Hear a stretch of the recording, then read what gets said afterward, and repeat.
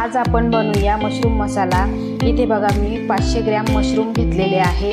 आता हे मशरूम स्वच्छ करून घेतलेले, धुवून घेतलेले आहे। 3 तळलेले कांदे मिक्सरला बारीक पेस्ट करून घ्यायची आहे। ही पेस्ट आपण ह्या मशरूम मध्ये घालून घ्यायची आहे। त्यानंतर इथे 1 कप फ्रेश दही घेतलेला आहे। हे दही सुद्धा यामध्ये घालून घ्यायचं आहे।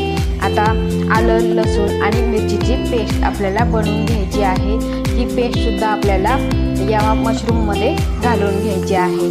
त्यानंतर 1 चमचा धना पावडर, 1 चमचा गरम मसाला, अर्धा चमचा हळद, अर्धा चमचा जिरा पावडर, 1 चमचा चिकन मसाला, चवीनुसार मीठ आणि कोथिंबीर। आता कढई गरम झालेली आहे। यामध्ये 2 चमचे तेल, थोडा खडा मसाला, 1 चमचा मिरची पावडर, अर्धा चमचा कसुरी मेथी, 2 तेजपत्ता।